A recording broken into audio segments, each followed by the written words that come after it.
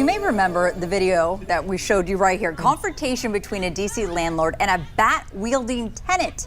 Tonight, the I-Team's John Barr has more on this situation and how it's becoming all too common in the district. Tenants not paying rent, denying access to the property, and then landlords left at their wits' end. And John is here live in studio now with more on this, Sean. Yeah, we first told you about this dispute between the tenant and landlord back in September. Spoiler alert, it's still going on. This one case, according to landlord Jeffrey Levine, has involved 14 different city agencies, more than 70 court appearances, more than 20 calls to police, more than 100 building code violations. All of that for one 225 square foot apartment on Capitol Hill and a tenant who won't pay rent and will not leave.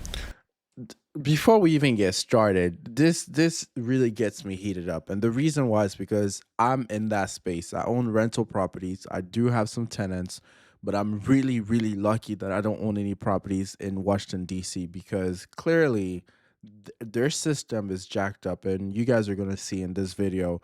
But from what it sounds like, you have a tenant that's actually staying at this property that's refusing to pay rent. And she's been at the property for over 2 years, since 2023, if I hear it correctly. That's mind-blowing. I feel like the system is flawed, and there are some professional tenants, that's what you call them nowadays, that understand the system, and basically they play the game so that they end up getting properties and places to stay where they don't have to pay. So as a landlord, you have to be very careful, and it sucks, man. So let's see the story.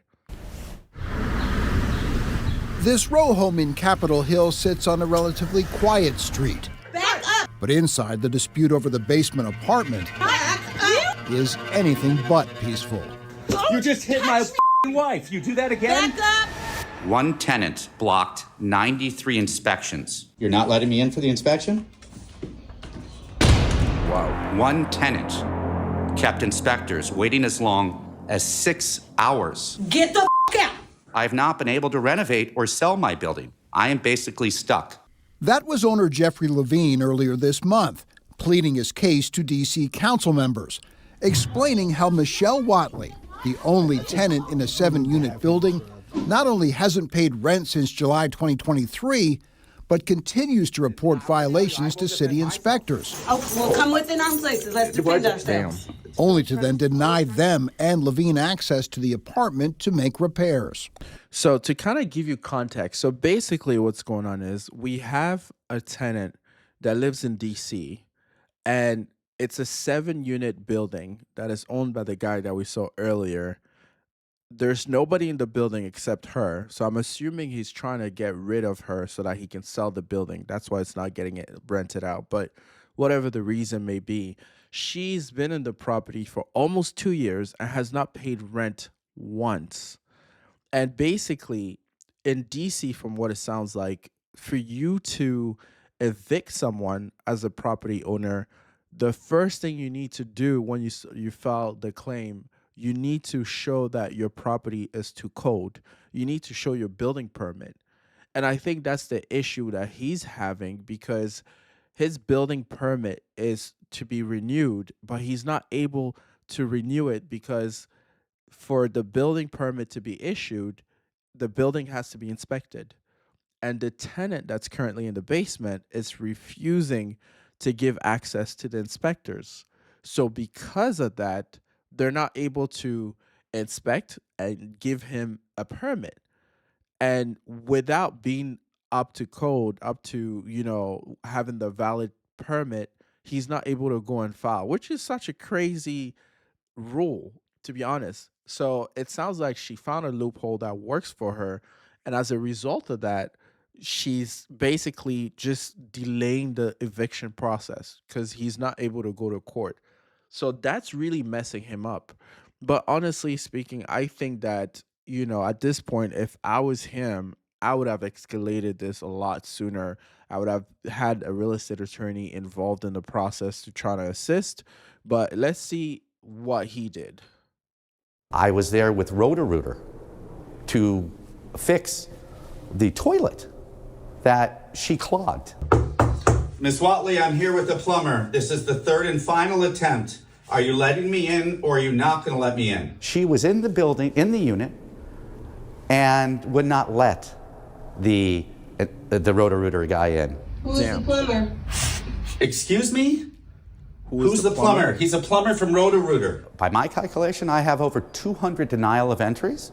However, I have 93 that I obtained through FOIA that she actually emailed the district, you cannot come in, the Department of Buildings. And guess what? They didn't go in. A department. That is so crazy. I don't even understand how that's possible. Because I know for a fact, if this was my property, I would have been arrested. Like, real talk. I mean, I'm saying it legit.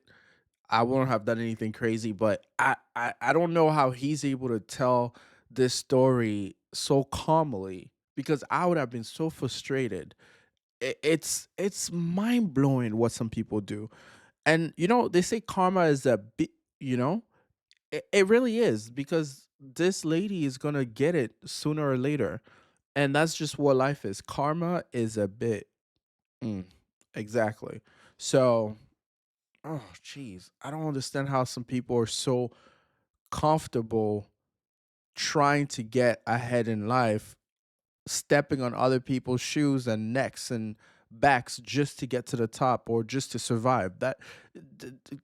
And she looks like she's healthy. It's not like she's homeless. It's not like she's incapable of getting a job or nothing. It's like she's just choosing to play the system at someone's, back, which is not fair to him. It's crazy. A building spokesperson tells 7 News DOB can confirm that on multiple occasions, inspectors failed to gain access to 105 6th Street Northeast after an inspection was scheduled. DOB didn't give us a specific number of times that happened, but says agency records point to a range of between 10 and 70. Good morning, Chairperson Mendelson, fellow council members and staff. We wanted to ask Keith Parsons, the Strategic Enforcement Administrator for the Department of Buildings, why inspectors would tolerate being denied access so often. Parsons wouldn't talk to us, but he explained it this way to the D.C. Council. If someone does not let us in, then we can't go in. I don't think this is satisfactory that the tenant could deny you access. And that's the end of it. There's got to be a solution. The Department of Buildings tells 7 News overall there are currently 42 open violations at Levine's building, totaling more than $40,000 in fines.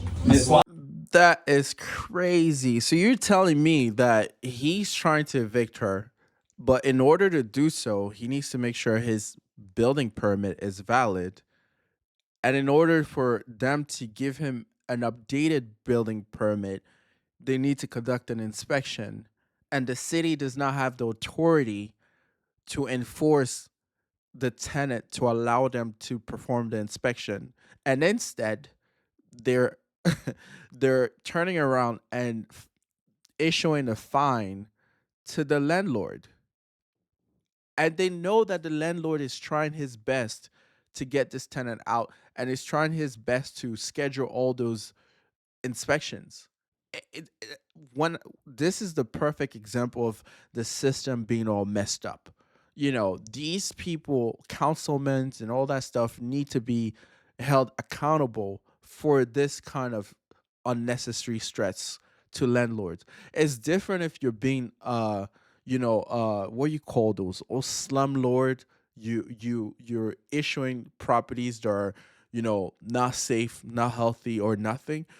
But the property looks in decent shape. It's in a decent neighborhood. Wow. It's crazy. Levine says he can't fix those violations unless Watley opens the door. It's the playbook. It's the playbook to delay paying rent or to avoid paying rent. Rich Bianco has been a real estate attorney in the district for 25 years. In order to get a business license, you need to have an inspection by the Department of Buildings. So by denying the Department of Buildings access to do a business licensing inspection, tenants can effectively delay landlord's ability to get into court. Bianco says there may be a way out for Levine. The courts, he explains, can give an exception to landlords who are unable to gain access to their properties because of an uncooperative tenant. And the exception is not perfect, but it is a lifeline for folks that find themselves in the situation that this particular housing provider finds himself in. Remember, the last time we saw Michelle Watley was in this video confrontation with Levine and his wife. The judge found Watley was the aggressor during this heated argument in a common hallway where Levine, as the landlord, had every right to be. In her most recent lawsuit, Watley alleged Levine has systematically failed to maintain the property and make necessary repairs, adding, "This sustained negligence appears to be a deliberate strategy to force plaintiff to vacate." Levine, meantime, says Watley has cost him millions in losses, not to mention more than 2 years of unpaid rent. 2 years of unpaid rent. I don't even know how he's able to maintain the property because he has to pay the mortgage. So he has to pay for a place separate because he lives somewhere. So he's got to pay his rent, his mortgage, whatever it is. But he also has to service this property that she's staying for free. And she's really comfortable with it. And she's even hostile, which is like you have no grounds. You're not even paying for the property. So it's like I don't understand. This is happening very frequently in the DC area. So for all those folks who want to invest in real estate, this is the number one rule I will say. Do your research. Now, the question is, how could this have been avoided in the first place, right? And you can't necessarily know what type of tenant you're getting because, they may appear on paper to be legit, but their intentions are completely different. So I do understand that you cannot guarantee 100% that you're not going to end up in a situation like that. However, there are steps that you can take to minimize the risk or the probability of that happening to you. And one of which would be, one, understanding the rules when it comes to landlord and tenant relationships in the state that you're buying a property, right? So some states are more landlord friendly. So like Texas, for instance, is more landlord friendly. So if you have a tenant that's not paying, the eviction process is a lot faster, a lot smoother, and it's a lot straightforward. If they're not paying and there's proof that they're not paying, it's a lot easier for you to get them out. As opposed to this situation like you see here in DC, where it's like there's a series of steps you have to go through first before you can even file for the eviction, which is absurd because the city should be very straightforward. You own the property, yes or no? Is your tenant in the property, yes or no? Are they paying and complying with the terms of the lease, yes or no? And if they're not, is there a reason why? And if the reason is not strong enough, they need to vacate. That's it. It's a business. It's a business. Owning a property and being a landlord is a business. It's not a charity case, right? So that's number one. Number two, I would say, do your due diligence when you get the lease application and make sure you check referrals, references and stuff like that. You want to talk to previous landlords. You want to check their credit. Somebody like her, for instance, is going to have bad credit or have an eviction on their report after this whole situation. It may take 2 years for her to get out, but once she gets out, if he proceeds with the whole process, gets her evicted, it will be on her record. So make sure you check, backgrounds and all that stuff because you want to avoid it. If the person has an eviction in the past, stay away from them if possible. Now, some people is because of life challenges, but if it's an eviction like this that's prolonged and that's been so challenging, then don't even allow yourself to be in that situation. Then the next thing with the credit report is this. It's not necessarily the credit score that we're looking at. At least for me, what I do is we look at the full picture in terms of, the credit profile. Do they have many things on their credit, like, car loans, auto loans, credit cards, student loans? One, you want to see that in relationship to their income. But the other thing that you want to see is you want to see their credit profile in the sense of, are they responsible financially? right? Like if you see a lot of things on collections, if you see a lot of missed payments, then that's someone who, it's either they have life challenges or just don't care about their credit. That's very different from someone that I can see has a lot of items on their credit. There's like a car note, there's student loans, there's personal loans, there's all kinds of stuff, and their credit is stellar. If I see a stellar credit and I don't see anything on eviction, nothing on collection and all that, it makes me believe that this person is actively taking steps to make sure their credit profile is top notch. And if that's the case, there's a very good chance that they're going to try to make sure that they're not going to be in a position where they're going to get evicted, and that's going to be shown on their credit report because they value the importance of having good credit. It's the same thing with if they get evicted and there's a judgment against them for $5,000 past due rent, whatever, it's going to show on their credit report as a judgment, as a bill.